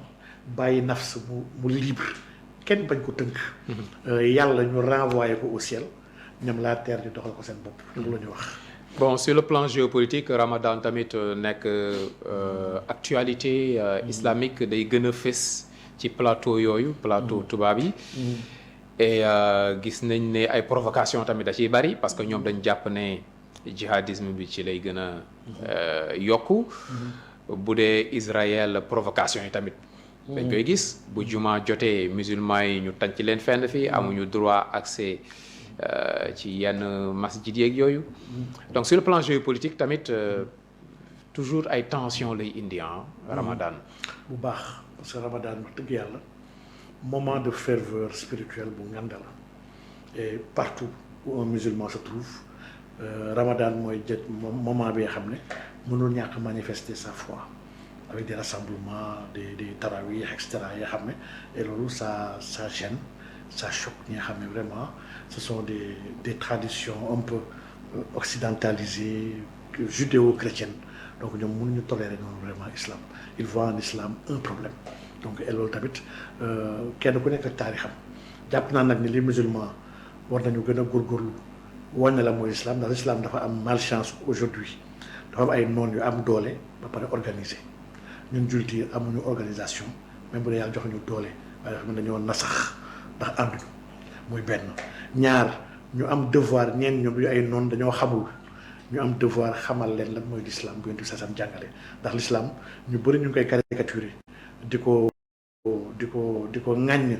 seen dañ ko réere kese seen ñàkk xam moo ko waral waaye bu ñu xamaloon l'islam vraiment du ñu am idée boobu ak opinion ci l'islam aujourd'hui même chez les musulmans fii da ngay xool dëkk yu mel Sénégal sax beaucoup de gens aujourd'hui y a beaucoup de pratiques yu ñu jàpp l'islam te fekk du l'islam c'est la tradition arabe du l'islam effectivement diine xam-xam la diine ji xamuñu bu baax l'islam loolu Seydina Omar dafa insisté chaque fois ne inna haza diinu ilm mu ne fanzuru mimman ta'khudhu diinakum dafa wax naan suñu diine bi xam-xam la xool leen fi ngeen jëlee seen xam-xam effectivement vraiment nous devons être très sélectifs et l'islam authentique chaque fois dama koy dissocier damay wax gars yi ne leen l'islam prophétique mooy l'islam authentique mooy li Yonent bi sallallahu alayhi wasallam jàngale il est différent de l'islam califal il est différent de l'islam dynastique il est différent de l'islam contextualisé dans les localités macha allah moo xam l'islam d'Europe ak d'Afrique lu mu mënti doon l'islam dañ ko war a jàng ci source ba te source ba mooy yonent Yàlla Muhammad sallallahu alayhi wa sallam yàlla ñu yàlla defal ñu dégg ak topp incha allah amiin duñu doyal ci waxtaan bi ak Cheikh Omar Diagne vraiment professeur am na solo léegi mais pour tëj vrai ci Ramadan bi sur le plan social économique quand même gouvernement yëpp ci àdduna bi dañuy bëgg seen population parce que ay spéculation day am ci denrées yi ñi yokk lii ñi yokk laa xam sëñ Saliou mii bu doon day jaay fonde bu ko daan jaay 100 francs bu koor gi ñëwee mu jaay ko 200 voilà léegi gouvernement bi naka la war a mën a gunge population yi ba nga xam dinañ mën a ndogu bu tene xëdd waaw man de dama gis ci gouvernement bi sax dañoo décrété ñoom 2026 dafay nekk année sociale année de l'emploi et de l'économie sociale lii le président de la République wax ci début d'année ma am ci jafe-jafe loolu nag ndax vraiment année de l'emploi aucun acte n'est posé pour l'emploi au Sénégal au contraire sax le régime actuel bi mu ngi yàq ay emploi pas plus tard que tey rek maa ngi gis les entreprises sénégalaises yoo xam ne ñooy exploiter ñoo nekk semi-mécanisme di exploiter dans le Sénégal oriental les mines yu fa nekk ils sont montés au créneau mettitlu conditionné ministère des mines di tegal depuis presque 2 ans ñoom mënuñu liggéey on les a bombardés de procédures yoo xam ne ils ont tout respecté mais ñu leen di xañ ñu liggéey alors que y a plus de 200 entreprises yoo xam ne yëpp c'est des entreprises sénégalaises 100% sénégalaises ñu xañ leen liggéey di jox ay tubaab ñuy mën a liggéey jaaduwul donc ni mu amee ci exploitant miniers yi noonu la amee ci BTP bi noonu la amee ci beaucoup d'autres secteurs noonu koy gisee ci bourse familiale yi même ñu doon dimbali ñu dagg ko donc il y a beaucoup de fronts yoo xam ne le pouvoir d'achat est sérieusement menacé sans compter nous sommes dans une situation bi nga xam ne on a augmenté les taxes. waaw dëgg bi métti na rek. vraiment métti na léegi nag métit yi moom. naka la ñuy wooree ak voilà. xel mu dal daal. xam nga parce que koor d'accord doo añ mais dépense yi day yokk ah. dafa yokk te dañoo nekk société bi nga xam ne malheureusement man dama jàpp ni état bi fas yéenewul dimbali doomu aadama yi ndax état bi bu dee chaque jour mu ngi fàttali ne dafa am problème ñi fi nekkoon ñoo ko def état boobu jugul pour régler les problèmes actuels yu fi am jugul pour régler ko wax dëgg yàlla ñun nag ñooy organiser rek en tant que jurit jàpp ni l'entraide dafa am kenn auteur bu mag bu ñuy wax Kropotkin dafa liggéey bu baax sur la solidarité de l'entraide moom ak ku ñuy wax Mauss sur le don dama jàpp ni y a des ingénieries sociales y a des mécanismes communautaires yoo xam ne qu'on sait très bien faire yoo xam ne ñun ñëpp à travers les turuq yu nekk Sénégal sax yi gis ni miin nañu sasu ay mbir dimbalante laayante biir man jàpp naa ni jullit ñi waruñu xaar état bii dafa tële nee na amul moyen bor gi dafa ko soral amul marge de manœuvre donc lii jullit yi ñoo war a xool ñu organiser wu. mais comme élection yaa ngi waaj a ñëw xëy na quand même ñu organiser ay iftar ay ndogu populaire pour au moins sax politiquer ko daal. lu am solo la politiciens yi moom lépp lu ñu mën nañ koy def mais jàpp naa ni ñun jullit ñi war nañu am conscience ni weeru koor weeru mettit la weeru njàmbaar la bu ñu fàtte ni bataayu Badar xeexu Badar. ci weeru koor la amoon. Ramadan la woon c'est le 17 Ramadan. Fatxul Makka même l'ouverture mecquoise pour reprendre mu ngi am vraiment ci weeru koor la amoon maanaam koor musul nekk occasion wu yaafuus wala bàyyeeku encore une fois tamit damay fàttali tamit sénégalais yi koor du occasion wu rattraper ay dépenses ndax da ngay am des fois impression que gars yi añ bi ñu bàyyi dañuy gëm ni on doit rattraper ci biir guddi gi da gis ko defar ndogu bi nga xam ne ndogu boobu rek déjà reer la minuit mu amaat beneen deuxième reer bi nga xam ne fajar bi mu amaat beneen super xëdd vraiment ndogu weeru koor weeru souplesse la weeru jàppandal la il y a pas de rattrapage à faire nous sommes en train sax de réparer l'horloge biologique bu ñu am par la faim yooyu yëpp ci yar gi la bokk vraiment ak xam l'essentiel na ku nekk dugg ci ak li mu mën ak li mu am des bu bàyyi ko borom bi macha allah yàlla na yàlla jàppale ñu ñëpp ndax yàlla bakkan bu mu teg ci kaw suuf sàqal na ko lu mu war a dundee yàlla duñu seetaan insha allah rabbi waaw ñu tëjee rek ak la dette du Sénégal notre dette publique fi mu nekk nii tout pour le paiement dañ ko war a fay donte ne 132% de notre PIB la wala dañu war a négocier accepter restructuration bi ñaari solution la yoo xam amul benn bu ci yomb mais experts yëpp daanaka dañuy yóbbu Sénégal ci mu dem ci deuxième choix bi restructuration yow loo ci gis waaw man yàlla dafa ma dimbali lépp le début man sur la question de la dette moom dama ci am position bi nga xam ne le temps weddiwu ma tey ma gëm ni elle a été très mal gérée muy benn la communication a été scandaleuse et catastrophique la communication du gouvernement je dis donc ils sont responsables de cette situation-là léegi nag ce qu'il faut faire chaque fois ma ne gars yi su nekkee situation wu da nga am ay jafe-jafe yaa ngi nii am nga ay teranga il y a deux solutions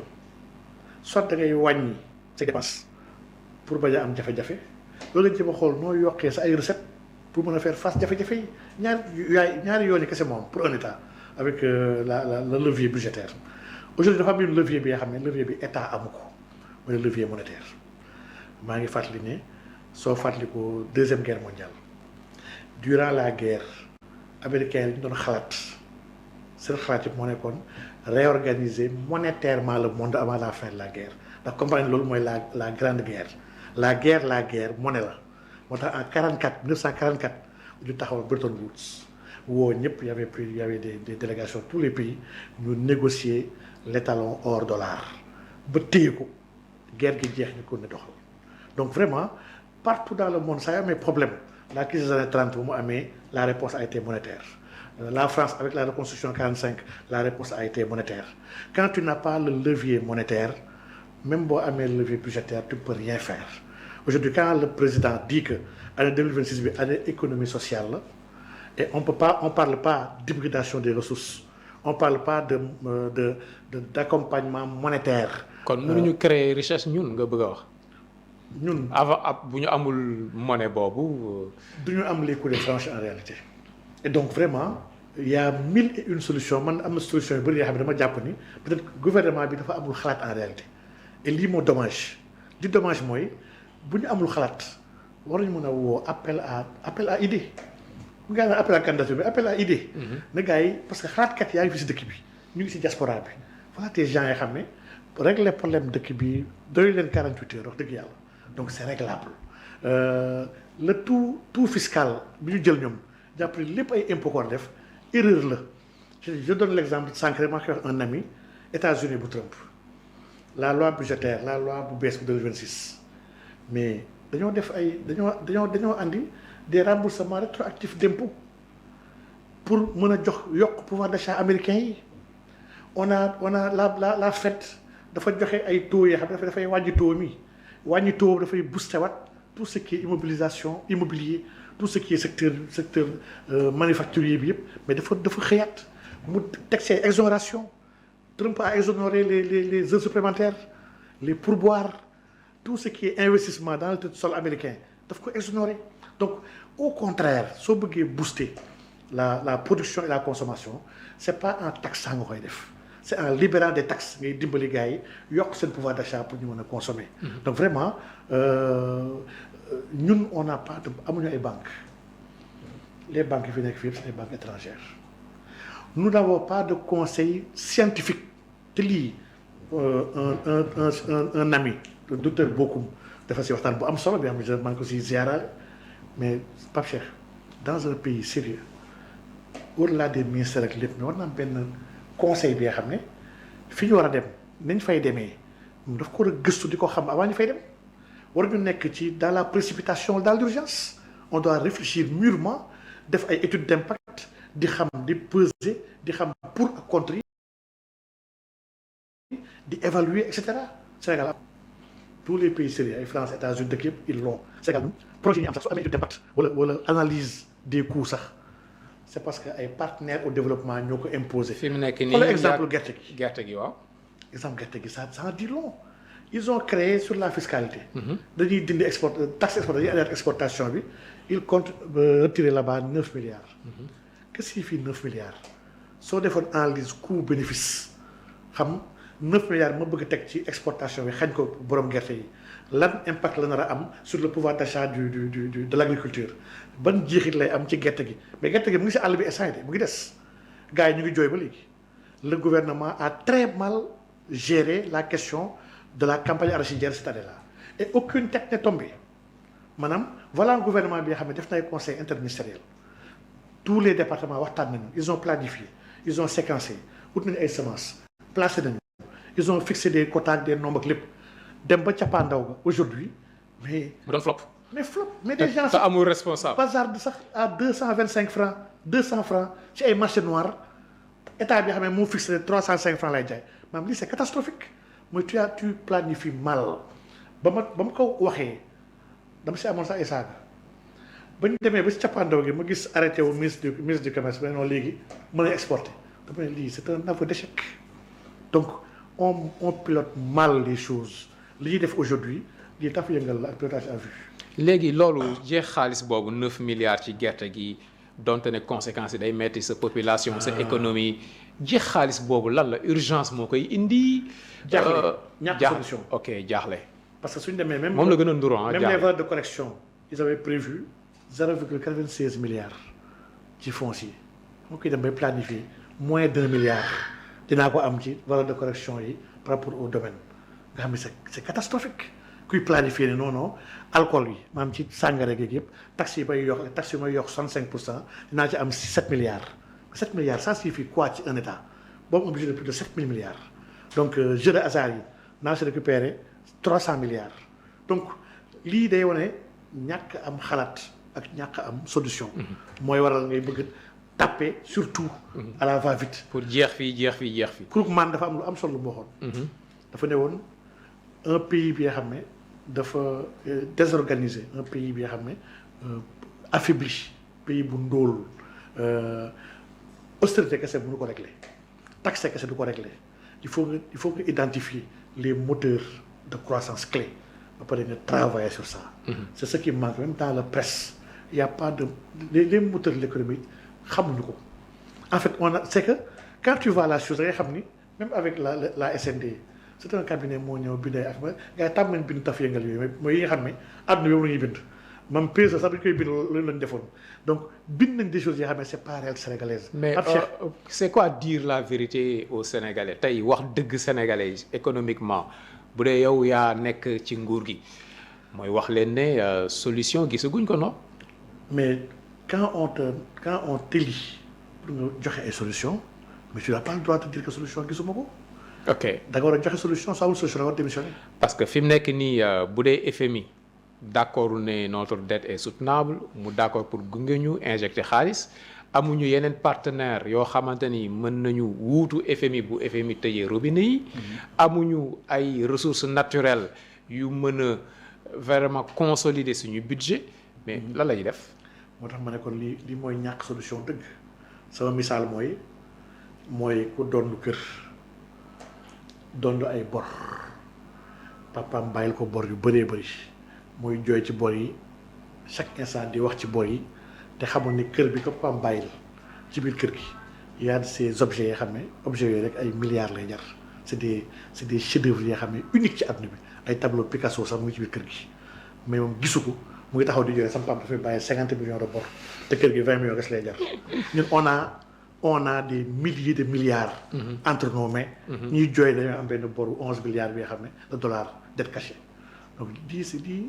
aveu ñàkk xam-xam la te man vraiment dama jàpp ne aujourd'hui nous sommes en train de nous tourner vers les pays arabes c'est une très bonne chose mais attention les pays arabes ont accompagné l'Égypte ba muy am jafe-jafe la Égypte pays à risque la. ils se sont fait payer en foncier. Il y a eu beaucoup de sites yoo xam ne dëkku arabe yi dañ ci teg seen loxo ñoom Abu Dhabi ak Qatar ak yëpp. ce n'est jamais gratuit. gars yi du la dimbali mukk ci. les États n'ont pas d'amis. nga bëgg gars yi comprendre ne nañu xool bu baax a baax solution yi. luñ la jox am na loola ni delloo solution yi elles sont là soxlawul dëkk yi muy wax yëpp dëkk yëpp réglé wuñu problème bu Sénégal FMI bi ngay wax léegi la nouvelle responsable FMI. on a changé Gemayel. Ils ont amené la dame là, Mercedes. Mercedes, c'est elle qui gérait le dossier zambien. La restructuration de la Zambie en 2020, c'est elle qui l'a géré. Donc la Zambie a été restructurée en 2020, le Ghana en 2022. FMI, si vision moom lu fu leer FMI ci Sénégal la nekkee saa yi la preuve mois bi passé rek en visite officielle du président français en Chine parce que la dette sénégalaise majoritairement est détenue par la France et la Chine. Dernière question. tey bu ñu demoon ba la dette. la dette bu ñu demoon tey ba nangu restructuration. ak li ci nit ñi wax yëpp. Sénégal fëgg dënnam ne duñ ko du fi amee. bu ñu demee ba nangu ko. restructuration c'est pas une mauvaise chose. ça dépend du gàcce quoi. du gàcce. ça dépend yan conditions nga teg ak naka ngay restructurer ñun en matière de gestion de dette ndax gestion de dette matière bu am solo la maa ngi nuyu sama prof sax Pierre Camara. Donc un des meilleurs profs un des plus grands experts en matière de gestion de dette fii au Sénégal. il m'a en gestion de dette mais xalaat ci lu tax nga war a restructurer réorganiser rééchelonner maanaam les choix la moo ko war a guider foo ko dara teg mais lii xam-xam la et man je doute que très sincèrement. Et lii ça pose beneen débat peut-être xaju fi on aura l'occasion d'en discuter. La haute administration sénégalaise yenn compétences yi est-ce que ñu ngi fa parce que quand on a en charge la planification l'organisation et la gestion des affaires aujourd'hui il y a des compétences yu bees yi xam ne au niveau de la fonction publique dafa war a nekk. mais yow yaa ngi ci consultance sur l'international. yaa ngi spécialisé wu en finance islamique. dette bi Pierre moom ngay wax. mais ñu mel ne yéen bu ñu leen sollicité woon. quand même bu ngeen bàyyi politique bi ngeen contribuer. mais gars yi bëgguñu sollicité ndax loolu ñuy wax les incompétents les incompétents n'aiment pas avoir de compétences seen wet pour ñoom képp ku compétent bu leen jegee seen place nar a jël gars yi ils font tout sax pour brouiller ñenn ñi nga xam nañ ni kii am na xalaatam mën na ko régler ils font tout pour nga bañ a bokk. c'est malheureux. et lii mooy le drame du continent africain. ñi nekk aux affaires majoritairement réseau ak copinage moo leen fa teg bu ñu gisee ku am xam-xam wala ku am idée dañ lay mere dañ lay combattre ils te combattent même soo nekkee de l'intérieur ñu xam ne kii il a des idées claires mais ils te combattent parce que jàpp ne kii il va m'empêcher de briller loolu lay gis. c'est dommage et c'est catastrophique. c'est catastrophique te loolu nag bari na Sénégal ci foo dem ci Sénégal. dans les entreprises partout. moo ñu yàqal lu bare bare du ñu nangul nit lu ko yàlla defal. malheureusement professeur Cheikh Oumar Diagne mais c'était un réel plaisir. un plaisir partagé. bokk ak yow plateau. xam-xam moom bari la wuñ ko mais neex nañu. dëgg la waaw bu ñu gisee nit bokk na ci liñ koy gën a nawee. moom mi waxee xam-xam. macha allah et ñu ngi yaakaar ne ñëpp ñu suivre émission bi. dinañ ci am sentiment boobu jëlee ci liñ ci war a jëlee. mu doon lu constructif. lu ñuy may ñun ñëpp ñu dem ci kanam. loolu moom mooy li ëpp solo. C'était Standard, votre émission sur DBC. Digital Business Communication. Et ñu dalaloon kon le professeur Cheikh Oumar Diagne. leader la borom xam-xam la mais tamit day def politique. mos naa ko wax soxna si parce que daal gis ma lay suivre lu bari. mu may laaj ma ne ko bon lenn rek moom laa ci rëcc quoi. genre yi bëgguma ñu def politique. ba léegi see borom. am na sama benn genre yi bëgguma ñu def politique quoi. góor bu baax déjà bu ma waxoon ne ma man bëgguma nga politique. waaw ndax doxal ci xam-xam kese. nga joxe sa xam-xam. parce que politique day yàq lu bari daal. mais malheureusement le grand problème de notre pays. c'est un problème politique. et un problème politique réponse politique. il faut tamit ñenn ñi politiser wu. góorgóorlu. pour apporter leur pierre à l'édifice sinon du baax. sinon du baax. macha allah en tout cas ñu ngi leen jaajëfal ci teewlu bi di leen jox dig daje ba beneen. macha allah.